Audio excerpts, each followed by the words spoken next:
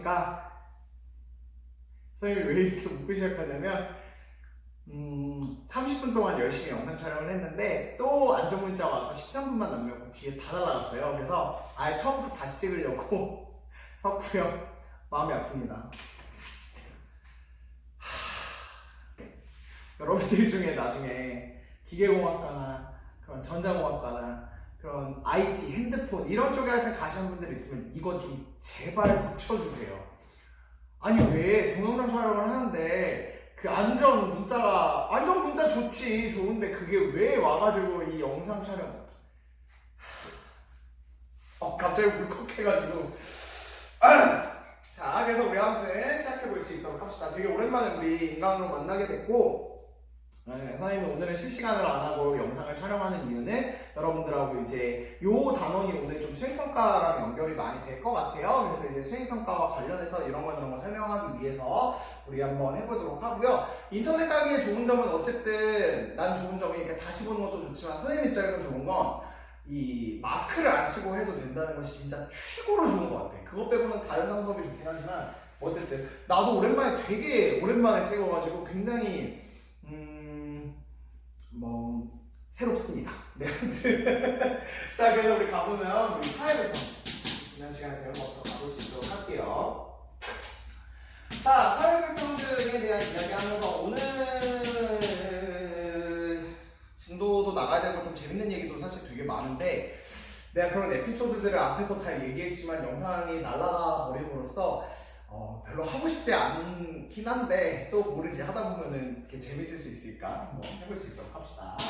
자, 이 사회불평등에 대한 이야기를 우리 지난 시간부터 시작을 했습니다. 그랬을 때 이 사회불평등은 사회적 희소 가치가 불평등하게 분배돼서 사회가 그 서열화되어 있는 모습이라고 나타냈고 그때 사회적 희소 가치는 권력, 지위, 다양한 것들이 들어갈 수 있다고 했는데 이 불평등을 바라보는 이론을 우리가 두 가지를 배웠어. 하나는 계급이론.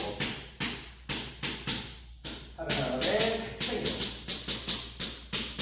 을 배웠는데요. 이 계급이론을 지향한 거는 나 왜 자꾸 이렇게 쓰는 거야? 칼 막스 이런 거지. 그 다음에 이 대칭이론은 막스베어 이런 학자들이 이제 이야기를 했습니다. 그랬을 때 이 계급이론은요 딱 한 가지 기준으로만 이 사회 불평등을 설명했다는 의미에서 이론론이라고 이야기를 하고 그 다음 대칭이론은 정치적인 의미의 권력, 경제적인 의미의 재산, 사회적인 의미의 지위라는 뜻에서 다양한 측면에서 살펴봤다라는 점에서 다원론이라고 이야기를 한다는 것도 여러분들이 알고 계실 거예요. 그랬을 때 칼 마르크스는 이제 뭐라고 이야기를 하냐면 이 사회 전체는 가진 사람과 가지지 못한 사람, 그걸 이제 계급이라고 표현을 하는데 가진 사람을 자본가라고 이야기를 하고 그 다음에 가지지 못한 사람을 노동자라고 이야기를 하면서 얘네들끼리는 서로 건널 수 없는 강이 있다라고 이야기를 했어. 이거를 당연히 이 사람 독일 사람이었으니까 자본가 노동자라고 표현을 안 했을 거 아니야. 원문으로 이야기를 하자면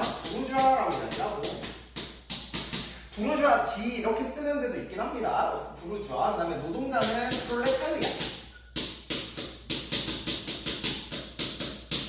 이렇게 이야기를 해가지고 이 칼 마르크스는 어쨌든 가진 사람과 재산적으로 이 재산이 가진 사람과 가지 못한 사람으로 나누어진다라고 이야기했던 거 기억납니다. 근데 사회가 어떻게 경제적인 것만 가지고 그렇게 이야기를 할 수 있느냐라고 이야기했던 게 막스 베버 이야기를 했고 그래서 이제 정치적인 영역에서 권력, 경제적인 영역에서 계급 그 다음에 사회적인 영역에서 지위를 이야기했던 학자가 이 막스 베버죠. 그래서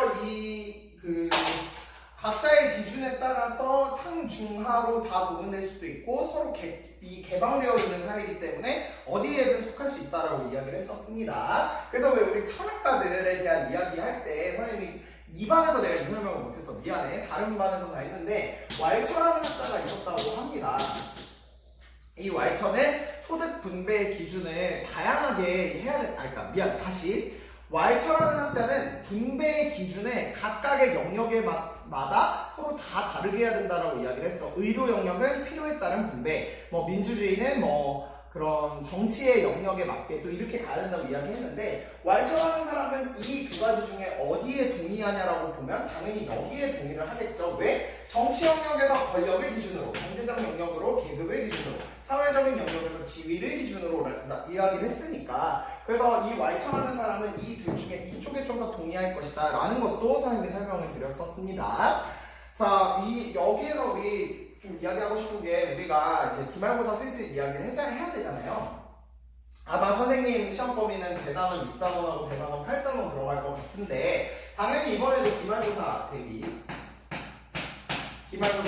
문제 프린트 나갑니다. 그래서 우리 여러분들 얘기 들어보니까 11월 2일부터 11월 20일까지 우리 3주간 학교 있는 동안 너네 아마 수행평가 폭탄인 것 같더라고. 선생님도 이제 우리 사회과도 그 첫 번째 주에 원택쌤하고 경영쌤 수행하시고 그 다음 주에 이제 선생님이 진행을 할 텐데 뭐 그거는 이제 안내해 드릴게요 좀 이따가. 어쨌든 이 기말고사 기간 동안 6단원, 8단원에 대해서 생각할 때 문제 프린트 당연히 나눠 드립니다 지난번처럼. 근데 Y처를 비롯해서 우리 6단원에서 배웠던 다양한 학자들 있잖아. 공자, 플라톤, 아리스토텔레스, 공리주의, 그 다음에 Y처, 샌델, 맥킨타이어, 롤스, 도지 이런 학자들에 대한 당연히 각각의 입장들 당연히 정리해야 될 거고 불평등에 대한 얘기도 당연히 정리해야겠죠. 그렇게 가시고 그 다음 또 하나 제일 중요한 거 11월 19일 목요일날 우리 고1 전국 연합학력평가 있는 거 알 거야. 그래서 전국에 있는 이제 고등학교 1학년이 다 달라붙어서 보는 시험인데 이때도 통합사회 봅니다. 20분 동안 30문제 보게 되는데 선생님이 요거 대비해서 또 여러분들 자습실에서나 이렇게 풀 수 있도록 한 가지 모의고사 세트 드리도록 할 테니까 여러분들이 한번 잘 따라와 주시면 될 것 같아요. 그래서 요 모의고사 준비 잘 해주시고 수행평가 준비 잘 해주시고 기말고사 준비 잘 해주시고 근데 이렇게 하면 생각할 게 너무 많아요. 당연히 많지. 선생님들 거는 100% 공감합니다. 그래도 저는 여러분들의 편의를 많이 챙겨드리려고 노력하고 있고 그리고 이렇게 하면은 너네 이제 2학년이야.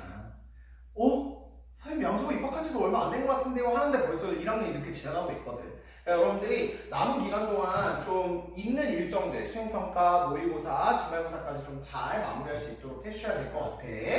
자 그렇게 하고 이제 사회불평등 이론에 대해서 우리 이야기할 때 그 불평등의 그러니까 소득이 얼마나 분배되어 있는지를 불평등의 계산 이 두 가지가 있었어.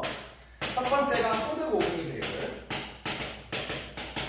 그 다음에 두 번째가 진위계수. 그래서 우리 소득 5분위 배율은 알다시피 5분위 그 소득을 1분위의 소득으로 나눈 거다라고 해서 얘는 양극화를 설명하기에 좋은 지표다 이야기를 했었고 그 다음 진위계수는 여러분들 기억나나요? 소득 점유율, 인구 누적 점유율 그러니까 소득, 인구 누적 점유율의 그래프에서 완전 평등선과 완전 불평등선 사이에 들어져 있는 이 곡선인 로렌츠 곡선. 그래서 이 전체 삼각형 면적에서 여기가 차지하는 비율을 진위계수라고 이야기했었고 얘는 전계층의 소득 상황을 알 수 있는 지표다라는 것도 여러분들한테 설명드렸던 것 같아.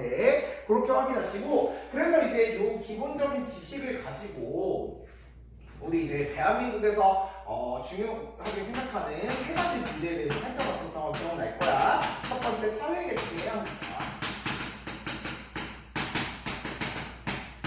그 다음에 두 번째는 그 사회적 약자에 대한 차별 이렇게 쓸게. 그 다음에 여기는 공감 불평등.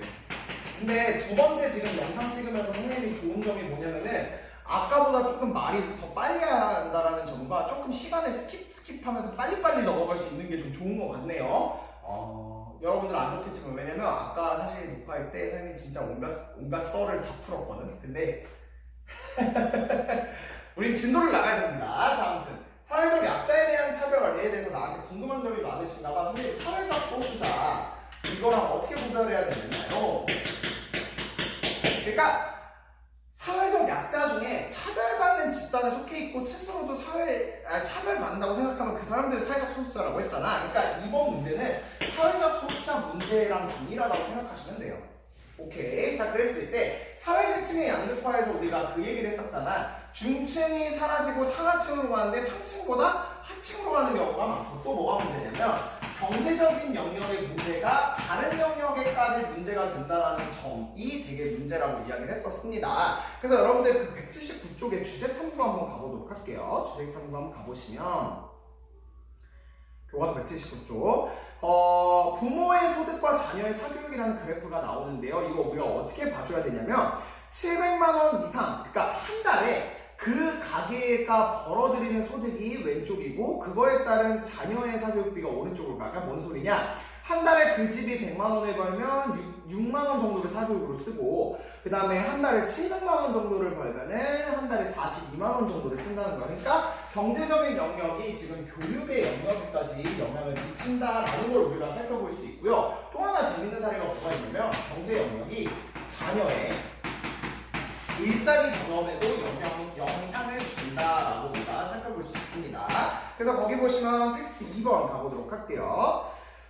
한국고용정보원은 재학 중 일자리 경험이 있는 대학생 2,695명을 가족에게서 학비를 조달받고 전공과 잘 맞는 근로를 한 자기계발형 일자리 경험자와 학비를 스스로 조달해야 해 전공과 잘 맞지 않는 아르바이트 등을 해야 하는 상비형 일자리 경험자로 나누어 조사했다라고 했더니 자기계발형 일자리의 경험자는 300만 원 이상인 경우가 많았는데 생계형 일자리 경험자의 경우에는 300만 원 미만의 부모의 소득이 있었다라는 이야기고 요거는 어떻게 우리가 보면 되냐면 이런 식으로 생각하면 돼. 그러니까 그 자기계발형 그러니까 여러분들 나중에 대학교 가셔서 아르바이트나 인턴 같은 것들 많이 하실 거 아니야. 근데 우리 대학교가 굉장히 돈이 많이 들어갑니다. 한 학기에 한 500만 원? 4,500 기본적으로 너무 클로저인가? 400만 원에서 500만 원 정도 들어가는 건 예사고 거기다 밥도 먹어야지 필기구를 사는데 많이 돈이 들진 않겠지. 책이나 그런 대학교를 다니는데 또 활동 같은 거 해야 되니까 그런 거에 돈 많이 들어가지. 그리고 또 먼 거리 다니면 자취, 하숙 이런 거 많이 들어가니까 진짜 돈 많이 들어간단 말이야. 그러니까 부모님이 그걸 다 대줄 수 있느냐 없느냐에 따라서 이게 달라진다는 건데 쉽게 말해 자기계발형은 대학생들 중에서 왜 내가 그 회사에 들어가기 위해서 나는 이러한 인턴을 했고 왜 이런 그거와 관련된 직업을 했다라고 하는 거고 생계유지형은 지금 당장 내가 하려고 그러니까 정말 그 대학 등록금 내고 이 하숙비 내고 해야 되는데 돈이 없으니까 급한 대로 닥친 대로 내가 특정 그걸 절대 비하는 건 아니지만 배달을 한다든지 이런 것들을 통해서 이제 들어오는 그런 것들이 여기 들어갈 수 있다는 거죠. 그랬을 때 자기 개발형 하는 사람들 그러니까 내가 대학생 때 나는 그 기업에 취직하기 위해서 그거와 관련된 인턴을 하는 경우들의 72.5%가 그 부모의 소득이 300만 원 이상이에요. 근데 이 생계 유지형에 있는 사람들의 59% 정도는 부모의 소득이 300만 원 미만이라는 거지. 그러니까 경제적인 영역이 결국엔 자녀의 일자리 경험에까지 영향을 준다는 거고 이게 뭐까지 영향을 가냐면 취직까지 영향을 한다는 거야. 야 A라는 사람이 있고 B라는 사람이 있어. 지난주부터 계속 선생님이 이 상황을 가정하는데 A랑 B가 만약에 스펙이 다 똑같다고 해봐봐. 근데 A는 그 회사에 들어오기 위해서 인턴 같은 것들을 하고 착착착 밟아왔는데 B라는 사람은 그런 인턴의 경험이 없이 그런 관련 없는 다양한 아르바이트의 경험이 있다고 해보자. 그러면 상대적으로 누구에게 더 취직의 경험이 많아지겠어. 물론 선생님 B라는 사람은 굉장히 생활력이 좋은 것 같은데 그렇게 볼 수도 있겠지만 A 쪽에 좀 더 취업의 문이 열려지는 경우가 많겠죠. 그러니까 이 부모의 경제적 격차가 자녀의 취직에까지 영향을 주는 모습을 우리가 살펴볼 수 있다는 겁니다. 그래서 그 1번에다 뭐라고 여러분들이 적어 놓으시냐면 부모의 소득이 높을수록 자녀는 좋은 교육을 받고 한번 적어봐봐. 부모의 소득이 높을수록 자녀는 좋은 교육을 받고 좋은 일자리를 경험함으로 상위 계층에 속할 확률이 높아진다라고 적어놓으시면 되겠어요.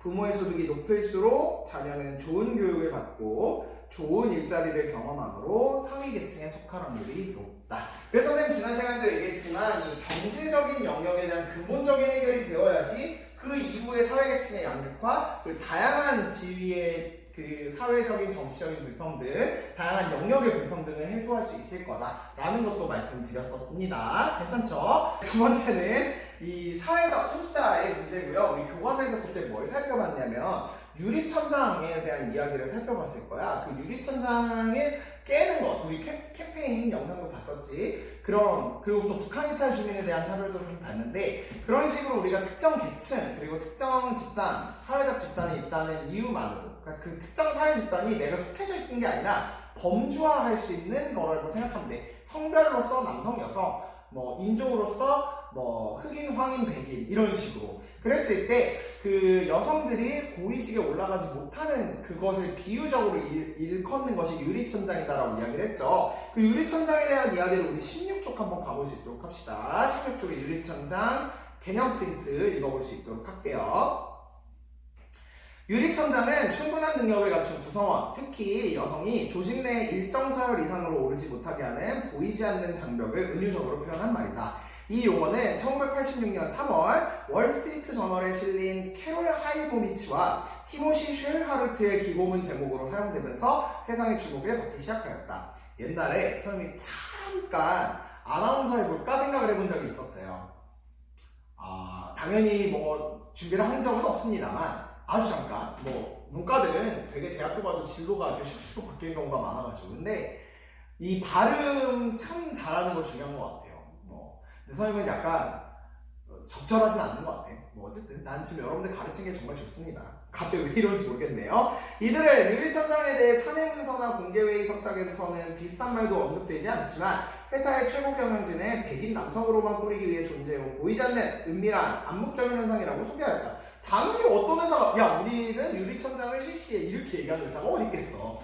그렇지만 결과적으로 놓고 봤을 때는 결국에는 백인 남성들만 그 자리를 차지하고 있다는 거죠. 그래서 그 다음 줄에 우리 한번 밑줄 쳐봐. 유리천장이라는 말은 비단 여성에게만 적용되지 않는다. 다양한 소수자가 자격이나 능력과 관계없이 퇴사의 승진사다리를 올라갈 수 없도록 막는 보이지도 않고 깨뜨릴 수도 없는 장벽에다가 밑줄을 쳐놓으시면 되겠습니다.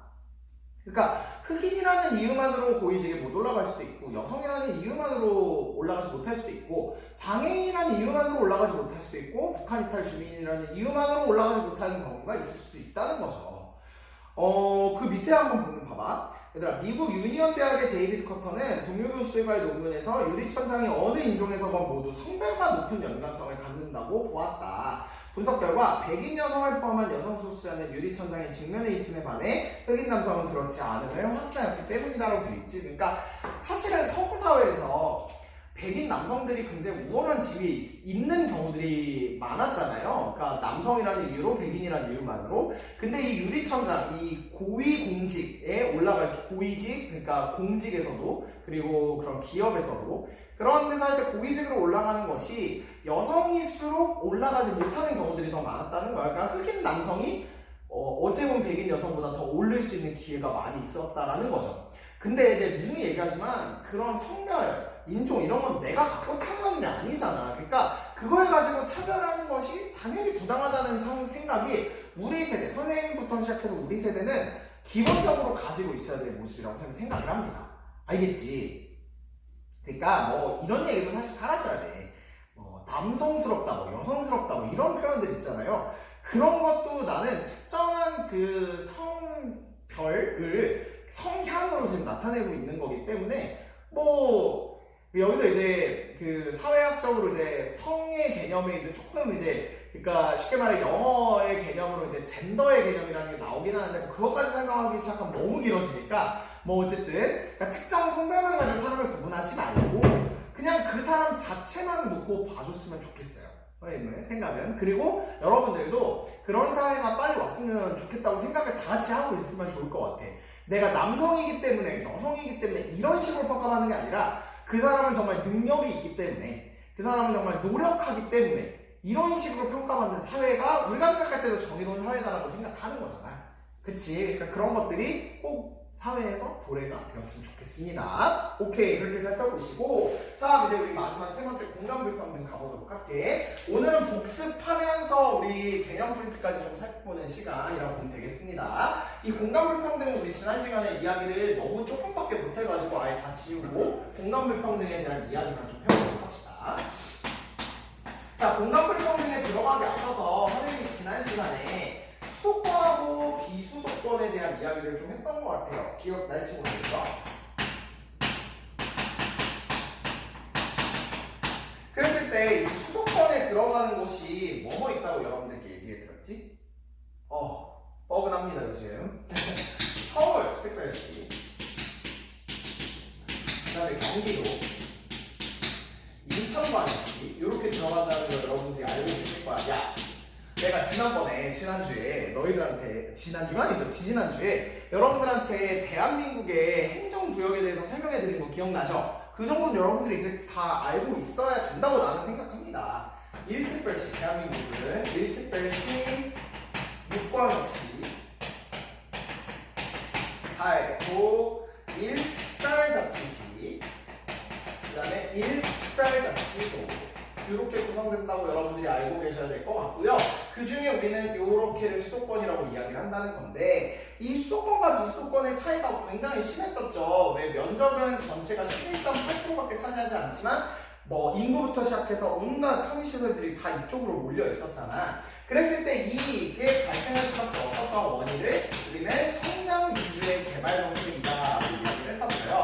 그랬을 때 이 성장 위주 개발 정책에 대한 설명을 보기 위해서 우리는 개념 프린트에서 이 개념을 한번 봐야 됩니다. 성장 거점 개발과 균형 개발 한번 가볼 수 있도록 합시다. 성장 거점 개발 가보도록 할게요.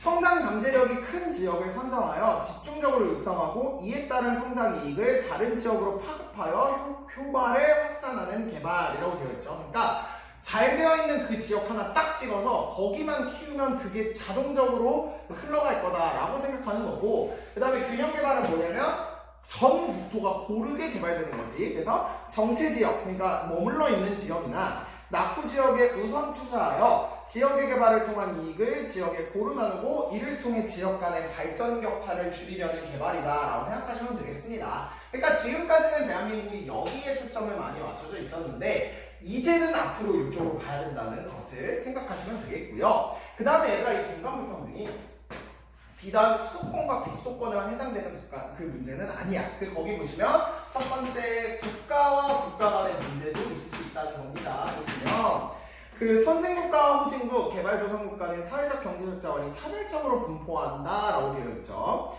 얘들아, 그 이야기할 때 너네 후진국하고 개발도상국이 같은 개념이다라는 건 당연히 알고 있을 건데 이게 후진국이라는 표현 자체가 되게 비하하는 표현으로 들어가 있다는 느낌도 혹시 여러분들 오시나?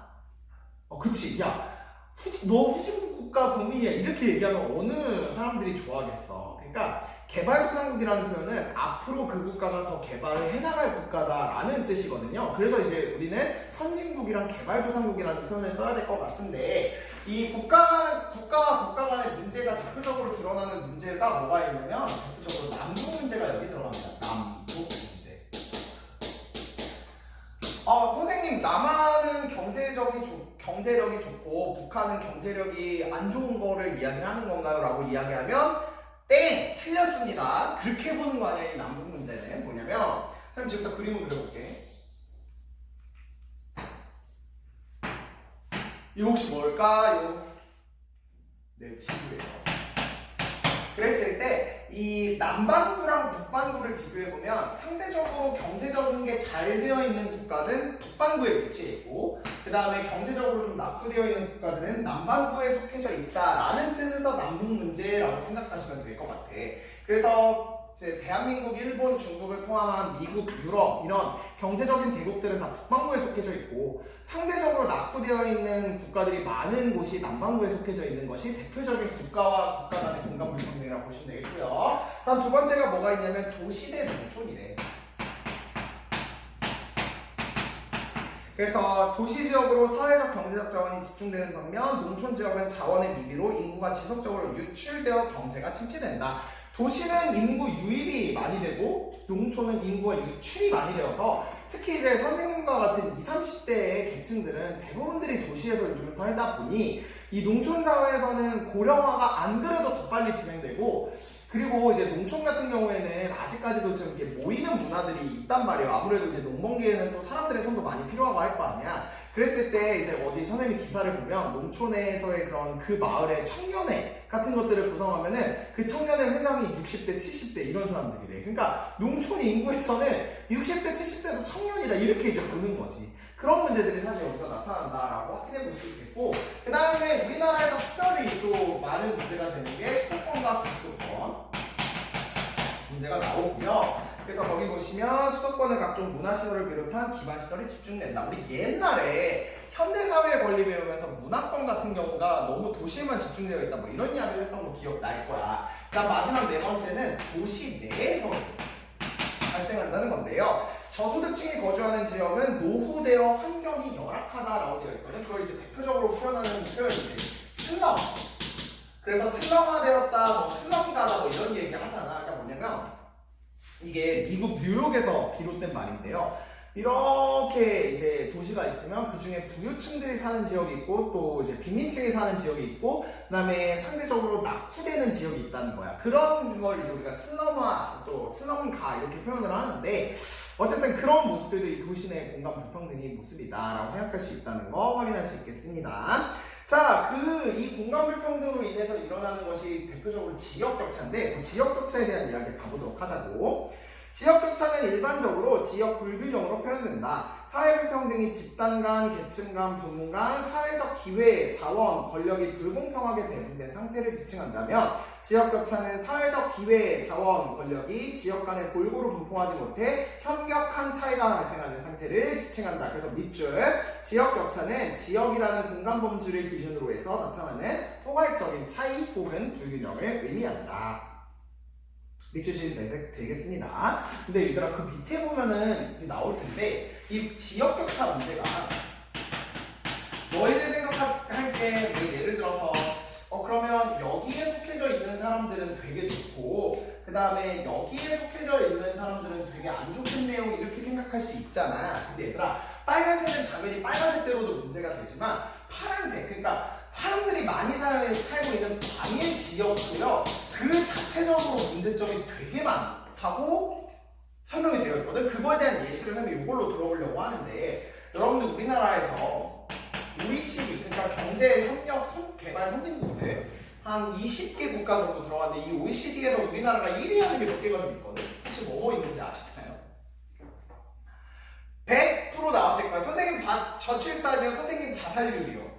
물론 맞습니다. 네 안타깝지만 근데 뭐 어쨌든 근데 이 OECD에서 우리가 좋은 거 1위도 되게 많아요. 뭐 건강보험 이런 것들 이제 좀 이따 설명하겠지만 그런 것도 여기 들어가고 또 뭐가 들어가냐면 통근시간 얘는 안 좋은 거지. 그러니까 우리나라는 OECD 통근시간이 되게 긴 국가인데요. 이게 우리가 서울이면은 서울은 이제 이렇게 한강을 흐릅니다. 그랬을 때 이제 여기가 도심이고 그 다음에 이제 그러니까 도심으로 표현되는 게 뭐 여기 강남이나 뭐 이런 여의도나 뭐 이런 데들 그 다음에 이제 여기가 이제 사람들 배드타운이라고 그래가지고 왜 아파트들 많고 이런 지역이 있거든요. 그랬을 때 이제 선생님은요 내 인생에서 이제 군대 2년 나는 강원도 인제에서 태어났는데 완전 산골짜기 있어요.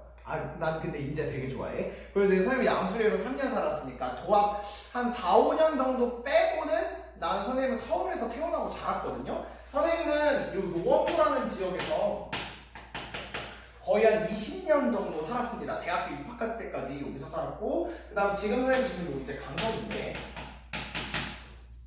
그러니까 딱 요 사람들 많이 살고 그런 지역이야. 근데 여러분들 얘기 들어봤겠지만 요즘엔 이 서울 안에 있는 아파트 값이 원체 비싸다 보니까 이제 경기도로 많이들 나가시죠. 역도시화 현상이 일어나서 뭐 고양시, 뭐 의정부, 양주, 구리, 남양주, 뭐 하남, 뭐 광명, 안산, 뭐 안양, 뭐 이런 식으로 경기도까지 이제 웬만한 데 부천 이런 데까지 다 나가고 있단 말이야 사람들이. 그러다 보니까 이제 무슨 현상이 나타나냐면 거기서 여기 도심까지 출퇴근을 해야 되잖아.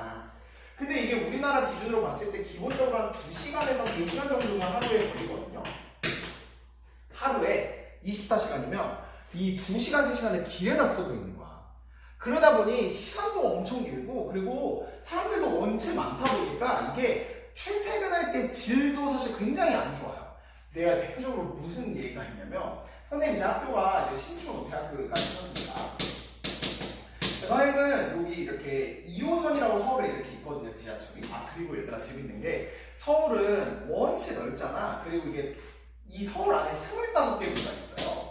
그러다 보니까 이게 나중에 여러분들 해외여행 같은 데 나가시면 한국 사람 만나면 되게 반가워. 근데 아마 한국 사람들은 요즘 해외여행 되게 많이 다녀가지고 어디 가나 볼 수 있을 거긴 한데, 물론 코로나 끝나면. 근데 만약 예를 들어서 뭐 어디서 오셨어요? 그러면은 뭐 예를 들어서 뭐 일산에서 왔어요. 그러면 저도 일산인데 와 뭐 이제 이런 게 될 수 있잖아. 근데 서울에서 오게 되면 무슨 일이 있냐면, 저 서울에서 왔어요 그러면 아 그래요? 이렇게 돼. 그러니까 같은 서울에서 왔다고 해도 그냥 별 느낌이 없어. 근데 뭐 전에 서울 강서구 사람이 이렇게 얘기하면 이제 아 우리 동네 이런 느낌이거든. 이것도 이제 좀 재밌는 현상인 것 같아요. 뭐 어쨌든 이제 2호선이 이렇게 서울 도심의 중심부를 이렇게 순환하는 노선이고, 그 다음에 9호선이 이렇게 강남 쪽을 횡단하는 지하철이거든. 그러니까 선생님은 딱 9호선에서 타서 2호선으로 신촌역 가서 딱 이렇게 학교를 다녔는데, 정말 출퇴근 시간 사람이 많아요. 얼마나 많냐면, 근데 제가 이런 경험이 있다니까. 그 지하철에서 워낙 사람이 많으니까 이 서서 가는데 너무 졸리니까 한번 내가 이 고리만 잡고 그냥 이렇게 잡았어요. 너무 졸리니까. 근데 원체 이제 나랑 이렇게 맞대고 있는 사람들이 많잖아. 그러니까 원래 이렇게 서서 자면 당연히 이렇게 무릎이 이렇게 꺾여야 되거든. 근데 편하게 그냥 자면서 갔었어요. 그만큼 사람들이 엄청 많단 말이야. 그리고 그 밀집된 지하철을 타게 되면은 진짜 이러고 타야 돼. 핸드폰 이렇게 잡고 해야 돼.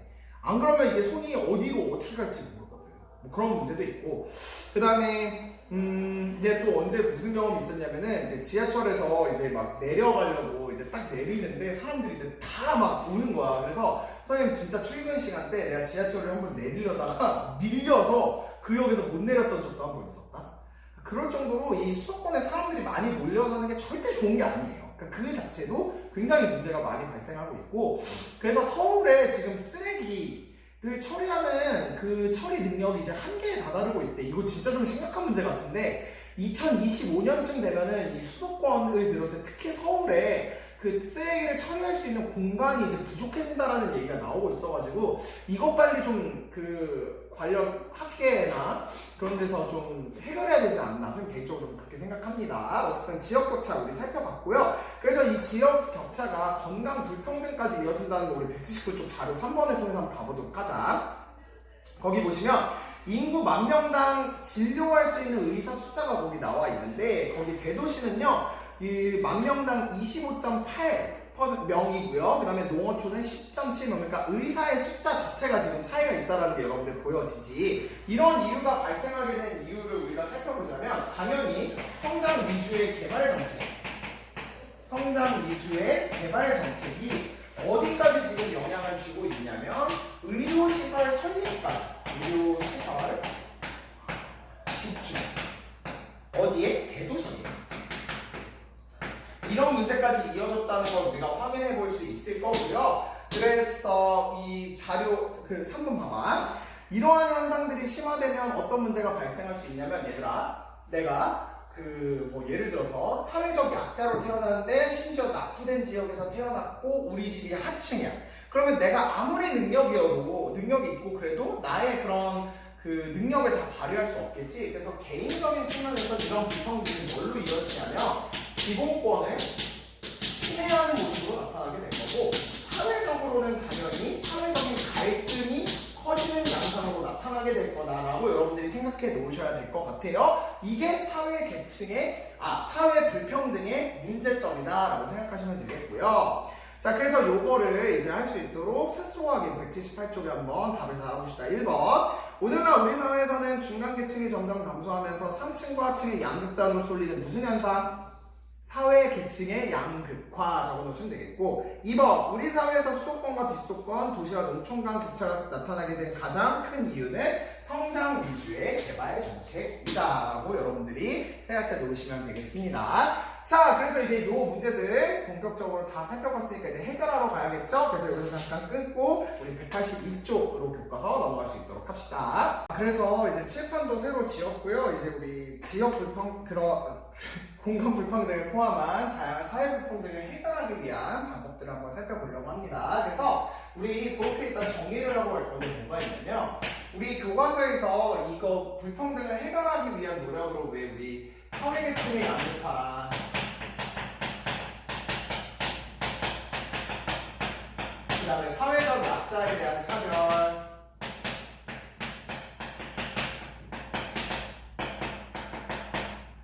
그리고 공간불평등 이렇게 있었죠. 얘네들을 이제 해결하기 위한 문제, 그 해결 방법이 뭐가 있는지 한번 살펴볼 건데, 일단 이것만 좀 적고 갑시다. 사회계층의 양극화를 해결하기 위해 우리는 경제적인 영역의 문제부터 해결해야 된다고 이야기를 했어요. 그래서 얘는 우리가 사회복지제도로 해결할 겁니다. 그 다음에 사회적 약자에 대한 차별을 해결하기 위해서 우리는 뭘 할 거냐면, 사회적 약자들에 대해서 배려할 수 있는 다양한 제도, 적극적 운해 조치라는 것으로 해결하려고 할 거예요.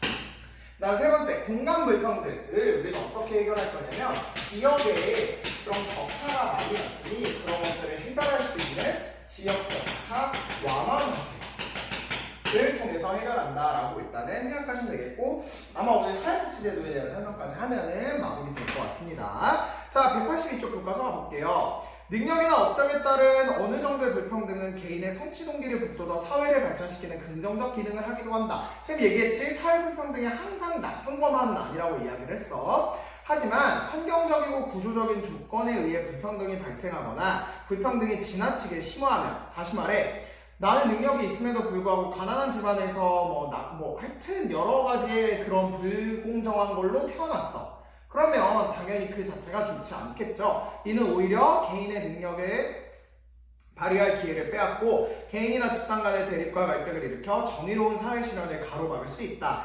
정의로운 사회를 실현하기 위해 이런 사회 불평등 문제를 어떻게 해결할 수 있을까? 첫 번째, 사회복지제도 가보도록 할게. 정의로운 사회를 실현하기 위해서는 구성원 간의 사회적 격차를 줄여 사회계층의 양극화 현상을 완화하려는 노력을 하고 있다. 그거에 대한 사례 살펴보도록 할게요. 지난해 직장암 수술을 받은 70대 이땡땡 씨는 수술 후 2차례에 걸쳐 항암 치료를 받았다. 각종 검사를 하고 항암제를 투약하면서 470만 원의 치료비가 발생했지만 암이니까 되게 비싸겠지. 국민건강보험 덕에 23만 원만 냈다. 이 씨는 항암제가 비싸서 걱정이 많았는데 국민건강보험 덕분에 진료비의 5%만 내면 돼 경제적으로 큰 도움이 되었다라고 말했다. 국가가 국민건강보험을 시행하는 까닭은 당연히 여러분들 뭐라고 생각할 수 있을까요?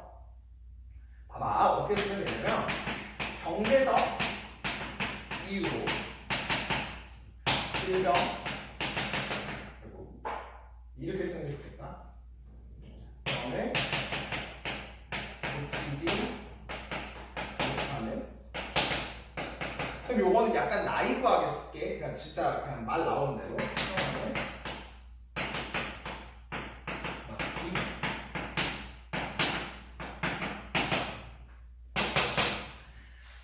너네 아픈 것도 서러운데 돈이 없어서 병원에 못 간다 이러면 진짜 어떻겠냐? 그치? 그러면 여러분들 중에 이제 그런 경우가 있을 거예요. 만약에 감기 때문에 뭐 내과나 뭐 여러분들 얼마 전까지 소아과 다니셨을 테니까 뭐 그렇게 소아과나 내과를 가셨을 때 거기서 치료를 받으면 한 치료비가 어느 정도 나오시나요? 한 5,000원 정도 나오는 거 같잖아요. 그거 원래 병원비의 10%도 안 되는 가격인 거 아세요? 원래 너네 그걸로 너네 돈으로 치과하려면 5만 원은 들어 최소. 근데 우리 학생 신분일 때 그 정도 돈 가지고 있기 쉽지 않잖아요. 그러니까 이 국민건강보험은 어떤 느낌이냐고 생각하냐면 평상시에 이제 그 국민들이 국민건강보험의 보험료를 내. 그리고 내가 병원에 가면은 병원비도 나도 물론 일부 내지만 나머지를 그 국민건강보험에서 처리를 해주는 시스템이다라고 생각하시면 되겠어요. 이거 괜찮지? 그래서 내가 아까 OECD 1위에서 우리가 자살률도 1위고 뭐 여러 가지도 1위고 그건 당연히 문제고 그건 해결해야 되지만 좋은 점 중에 하나, 우리나라가 외국 선진국에서 사실은 이렇게 그러니까 이렇게 뭐라고 해야 될까 그거를 이거 되게 잘한다라고 해서 이게 배우러 오는 게 두 가지가 있는 게 하나가 건강보험이고 다른 하나가 이 팀원이로 할인되는 거 있지. 모든 교통감에 환승 할인되는 거. 그런 것들은 진짜 전 국가에서 되게 신기하게 생각하고 되게 이건 대한민국이 진짜 잘 돼 있구나 라고 하는 그런 거라고 생각하시면 될 것 같아. 그래서 어쨌든 이런 상황에 맞기 위해서 우리는 건강보험을 실시한다는 거고 그 건강보험이 우리 사회복지 제도 안에 들어간다는 겁니다. 그래서 우리 오른쪽 봅시다. 위 사례의 주인공으로는 질병으로 어려움을 겪을 뻔했지만 국민건강보험을 통해 경제적 지원을 받고 건강한 삶을 누릴 수 있었다. 이처럼 밑줄 사회 구성원이 기본적 욕구를 충족하고 정상적인 생활을 할 수 있도록 사회적으로 지원하는 제도 밑줄 쳐주시고요. 사회복지제도에다가 형광펜을 쳐주시면 되겠습니다. 그래서 우리나라가 시행하고 있는 사회복지제도로는 사회보험과 공공구조, 사회서비스를 들 수 있는데요. 각각의 형광펜 치고 밑줄 치자. 사회보험 형광펜 쳐주시고 밑줄. 일정 수준의 소득이 있는 개인과 정부, 기업이 보험료를 분담하여 구성원의 사회적 위험에 대비하는 제도. 그 다음에 공공구조 형광펜 밑줄. 국가가 전액 지원하여 저소득계층이 최소한의 삶을 꾸릴 수 있도록 돕는 제도. 그 다음에 사회서비스 형광펜 밑줄. 도움이 필요한 국민에게 다양한 서비스 혜택을 제공하는 제도. 그래서 우리나라는 이처럼 다양한 복지제도를 통해 사회계층의 양극화를 줄이고 최소수계층의 기본적 생활 수준을 보장하기 위해 노력하고 있다라고 해서 사회보험의 오른쪽에 있고 공공구조의 오른쪽에 있고 사회서비스의 오른쪽에 있지만 개인적으로 이거 굉장히 마음에 안 들어요. 이렇게 써놓으면은 양서고 친구들이 도대체 이 똑똑한 친구들이 더 배울 수 있는 친구들이 이걸 못 배우는 거잖아. 그래서 우리 프린트로 선생님 정리를 했습니다. 17쪽, 18쪽을 지금부터 펼쳐보도록 하고 여기까지 설명하면 오늘 수업 마무리될 것 같습니다. 자, 그래서 우리 17쪽의 사회복지제도에 거기 가보시면은 우리 보편적 복지, 선별적 복지는 다음에 하고 사회보험, 공공구조, 사회서비스에 대한 자세한 설명이 아주 잘 들어가 있거든요. 그래서 여러분들이 좀 잘 따라오면서 들어가셔야 될 것 같아. 자, 사회보험. 일단은 사회복지제도가 사회보험이고 공공구조로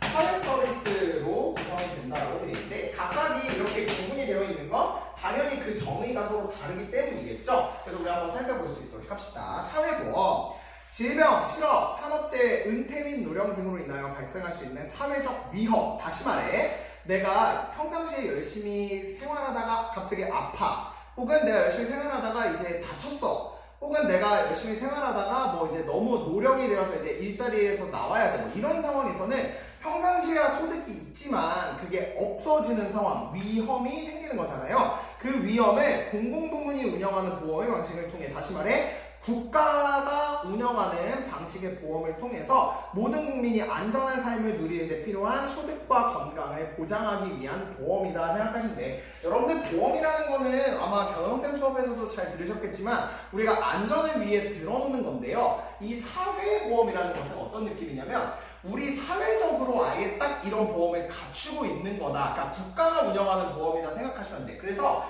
얘네들은 가입자가 어떻게 되냐면 전 국민입니다. 그리고 거기 밑에 보시면요, 특징에 사보험과 달리 강제 가입이 원칙입니다. 강제. 그래서 선생님 저는 국민건강보험 들고 싶지 않은데요 라고 말할 수가 없는 구조다 생각하시면 돼요.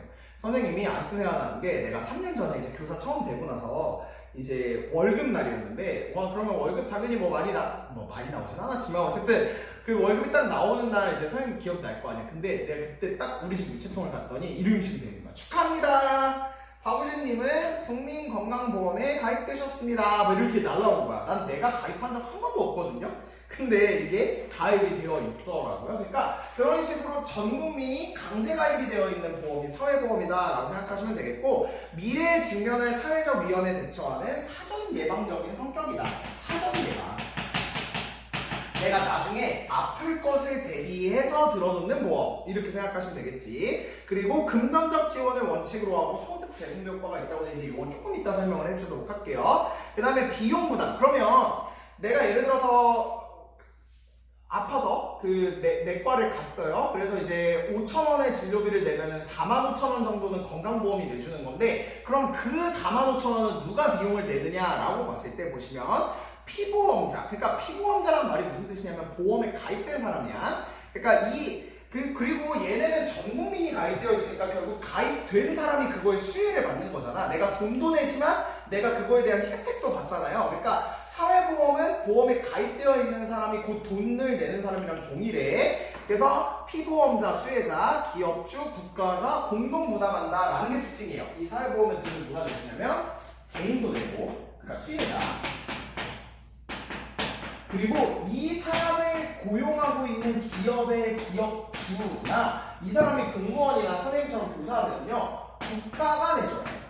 그럼 어떤 느낌이냐면 예를 들어서 이번 달에 당신이 뭐 국민건강보험을 25만 원을 내야 됩니다 라고 하면은 선생님이 12만 5천 원을 내고 국가가 12만 5천 원을 내주는 거야. 아니면 기업이 12만 5천 원을 내줍니다. 이런 식으로 생각이라고 생각하시면 되겠습니다. 그래서 이렇게 3명이 돈을 부담을 하고요. 세 기관이. 그리고 수혜자의 비용 부담 능력에 비례하여 보험료를 산출하는 것이 원칙이래요. 이게 뭔 소리냐? 이 수혜자, 이 건강보험의, 그러니까 건강보험이 사회보험의 일부니까 그냥 예시를 들게. 이 수혜자가 예를 들어서 한 달에 100만 원을 낸다고 해봐. 그러면 이 사람은요, 건강보험에 거의 뭐 한 2만 원, 3만 원 이렇게 내는 거야. 근데 내가 한 달에 예를 들어서 1000만 원을 번다고 하자. 그럼 이 사람은요, 거의 한 50만 원, 뭐 60만 원, 요 정도 이 국민건강보험을 낸다. 이렇게 생각하시면 되겠다는 거야. 그러니까 이 수혜자가 얼마나 돈을 버느냐에 따라서 이 돈을 내는 것이 달라지기 때문에 그 밑으로 가보세요. 소득 재분배 효과가 있다는 것이 특징이에요. 소득 재분배 효과. 소득 재분배. 뭔 소리냐? 소득이 없는 사람들은요, 아팠을 때 그 병원비를 뭐 5천 원을 낼 때 나머지 4만 5천 원도 원래는 내 돈으로 냈어야 되지만 건강보험이 그걸 내주잖아? 근데 그 건강보험 낼 때 나는 조금만 내면 되고 다른 사람들이 그거에 대해서 많이 내주면 되는 거잖아요. 이런 식으로 이 상층, 그러니까 많이 버는 사람과 적게 버는 사람의 이 소득 격차를 여기 이 사람은 이만큼 많이 내고 나는 이만큼만 내면 되기 때문에 얘를 빼고 얘를 빼게 되면 이만큼 벌어져 있던 격차가 지금 이만큼으로 줄어든다는 게 나오지. 이걸 소득 재분배 효과라고 이야기를 하거든. 그렇다는 걸 확인하시면 되겠고, 금전적 지원을 원칙으로 한다는 것이 특징입니다. 금전적 지원. 그러니까 아까 말했다시피 5천 원을 내야 되면은 나머지 4만 5천 원을 내주는 식. 그러니까 돈을 주는 식이다라고 생각하시면 되겠습니다. 그래서 대한민국에는요 총 5가지의 국민보험, 그 사회보험이 있는데 뭐가 있냐면 국민연금, 그 다음에 국민건강보험. 옛날에는 의료보험이라고 이야기를 했었어요. 그 다음에 내가 실업이 될 수 있기 때문에 고용보험. 그 다음에 산재보험이라고 해서 산업재해 보상보험이라는 것이 있고, 그 다음에 또 하나가 뭐가 있냐면 노인 장기요양보험이라는 것이 있어요.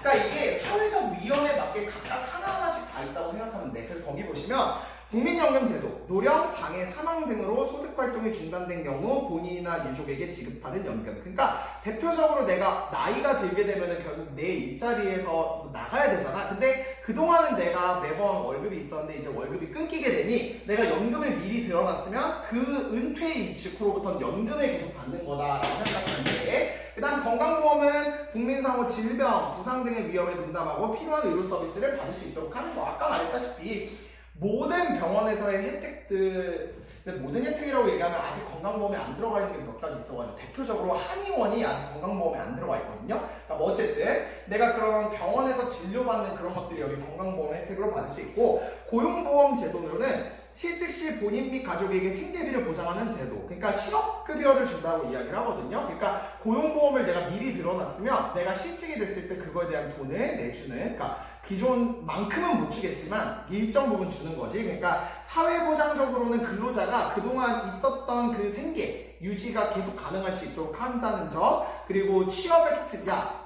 실업급여 주니까 너 3개월만 줄 거니까 다음번에 빨리 취직해야 돼. 이런 느낌이라고 생각하시면 돼. 그 다음에 산재보험은요, 업무상의 사유로 인한 질병, 장애, 사망 시 본인의 치료비와 그 다음에 생계비를 보장하는 제도 생각하시면 되겠고, 노인 장기 요양보험은 고령이나 노인성 질병 등의 사유로 일상생활을 혼자 수행하기 어려운 그런 것들에게 신체활동 또는 가사활동 지원 등의 장기 요양급여를 제공하는 제도다라고 생각하시면 이게 좀 말이 어렵잖아.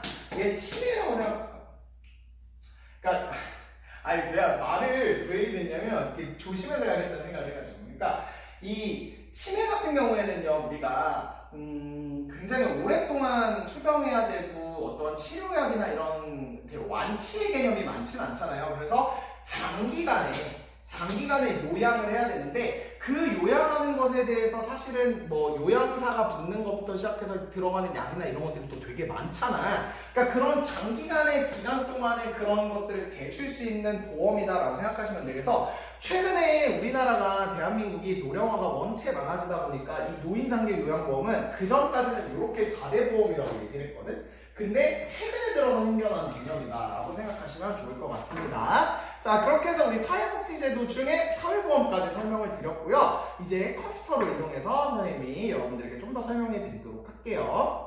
이제 그 책상으로 옮겼습니다. 줌인데 선생님이 이거를 왜 이렇게 했냐면 그 선생님의 실질적인 사례를 여러분들한테 들어드리면 훨씬 더 이 사회보험에 대한 예시가 잘 될 것 같아가지고 이제 왔고요. 나는 그래도 우리 1학년 친구들하고 내가 꽤 친하다고 나름 생각하고 있으니까 선생님이 이렇게 할 수 있는 것 같은데 선생님의 실제 월급 명세서를 여러분들한테 보여드리려고 합니다. 그럼 여기서 이제 할 텐데 물론 민감할 수 있는 건 다 뺐고요. 어떻게 사회보험이 구성되는지를 좀 보려고 했습니다. 그래서 이거 봐주세요. 보시면 여기 이제 저의 급여 명세서고요. 물론 이제 뭐 이게 한 거는 다 뺐습니다. 이렇게 봤을 때 이제 여기 급여 내역이 이제 들어오는 돈들이고요. 그 다음에 이제 나가는 돈이 이제 이쪽으로 들어가는데 여기 보시면 우리가 사회보험은 강제가입이다 보니까 이제 이 사회보험에 해당되는 것들은 월급을 받게 되면은 자연스럽게 빠져나가는 구조다 이렇게 생각하시면 될 것 같아. 그래서 뭐 다른 거 다 빼고 국민연금 그리고 건강보험, 그리고 고용보험, 그 다음에 노인 장기 요양보험 이런 것들이 있다는 게 확인이 되겠죠. 그래서 여러분들도 나중에 이 회사 다니시면서 일하시다 보면은 이런 보험들은 자연스럽게 돈이 들어오면서 이 급여 내역에서 이 세금 내역하고 공제 내역 있잖아. 이 중에 이 자연스럽게 빠져나가는 돈들이다 이렇게 생각하시면 될 것 같아. 그러면 여러분들이 여기서 나한테 이제 질문을 해야 맞거든. 선생님, 지금 저희가 5개 배웠잖아요. 근데 산재보험은 어디 있어요? 라고 이제 이야기를 할 수가 있단 말이야. 그랬을 때 이제 이 산재보험에 대해서 설명을 해드리자면 이렇다고 생각하시면 돼요. 산재보험이 내가 일하다가 다쳤을 때 나한테 이제 치료비나 이런 것들을 내주는 보험인데 그거 왜 선생님이 안 낼까요? 정답을 아시는 분이 있을 것 같은데 맞았을 거야. 뭐냐면 선생님이 내는 게 아니고요. 선생님의 기준으로 보면 양서고등학교가 내주는 거야. 무슨 느낌인지 알겠지? 왜냐면 그 사람이 일하다가 다쳤으니까 그쪽에 일하다 다친 거를 해결하기 위해서는 결국엔 그 기관이 원래 그 치료비를 내야 되는 거잖아요. 그러니까 그거를 해결하기 위해서 이렇게 산재보험은 이제 선생님 같은 경우는 공공기관에 속해 있으니까 학교가 그러니까 정확하게 이제 사립재단이니까 이제 재단이 내는 거지. 그리고 이제 국공립 같은 경우에는 공립 그런 정부가 그다음에 사기업은 기업이 내는 보험이 산재보험이다. 이렇게 생각하시면 훨씬 더 이해하기가 쉽지 않을까 생각합니다. 그래서 사회보험은 모두가 다 가입을 하고 모두가 돈을 다 내며 모두가 다 혜택을 받을 수 있는 구조다. 이렇게 생각하시면 될 것 같습니다. 자, 이제 본격적으로 선생님의 수행평가를 공지해 드리도록 하겠습니다. 선생님 수행평가는 논술이고요. 어떤 식의 시스템이냐면은 여러분들이 2주 뒤에 선생님 통합사회 시간에 오셔서 내가 B4 용지 양면으로 논술문을 쓸 수 있는 그런 엄청 줄 빽빽한 종이를 줄 거야. 거기다가 본인이 아는 거를 최대한 자세하게 쓰면 되는데요. 그 자세하게 쓰는 것이 다음 두 문제에 대해서 답을 해주시면 됩니다. 첫 번째, 1번은 공통문항입니다. 사회복지제도인 사회보험, 공공부조, 사회서비스의 목적, 대상자, 비용 부담, 특징과 하위 종류와 내용을 자세하게 설명하시오라고 되어 있습니다. 오늘 우리가 사회보험에 대해서 배웠죠? 다음 시간에 공공부조랑 사회서비스에 대해서도 배울 텐데 각각의 특징들에 대해서 여러분들이 알고 있는 프린트의 모든 내용을 최대한 자세하게 논술한다 생각하시면 될 것 같아요. 했을 거야. 근데 대학교 가면 여러분들 다 이렇게 시험 보거든요. 그러니까 그거를 미리 연습한다고 생각하고 이렇게 준비한다고 생각하시면 돼. 다음 두 번째, 다음 세 가지 질문 중 하나를 골라 찬반 입장 중에서 그러니까 세 문제 중에 하나를 골라서 본인이 찬성과 반대를 택해서 본인의 입장을 논리적으로 주장하시오입니다. 폭력 선정성 논란이 일고 있는 웹툰의 정부 심의 강화 및 규제 강화에 대한 본인의 의견을 주장하시오. 부유세 폐지에 대한 본인의 의견을 주장하시오. 의무투표제 도입에 대한 본인의 의견을 주장하시오라고 되어 있죠. 이거 우리가 수업 시간에 다 다룬 내용이었다는 거 여러분들이 알고 계실 텐데 그때는 우리가 수업 시간이 제한되어 있고 한정되어 있다 보니까 모든 친구들의 의견을 선생님 물어보진 못했잖아. 그래서 본인이 이 세 가지 의견 중에 하나를 골라서 찬성과 반대를 고른 다음 본인이 왜 그렇게 생각하는지 논리적으로 주장해 주시면 되겠습니다. 그러니까 1번하고 2번이 서로 문항 성격이 다르다는 게 느낌이 올 거예요. 1번은 그러니까 사실적인 글이야. 최대한 자세하게 설명을 해준다라고 생각하시는 설명문이라고 생각하셔야 될 것 같고 두 번째는 본인의 의견을 주장하는 글이기 때문에 논설문이 되는 거지. 그러니까 설명문과 논설문을 한꺼번에 쓰는 수행평가다 생각하시면 되겠습니다. 분량은 어느 정도 쓰느냐? 비포용지 기준으로 한 문제당 15에서 20줄 내외를 쓰는데 여러분들이 종이에 대한 감이 잘 안 오실 것 같아.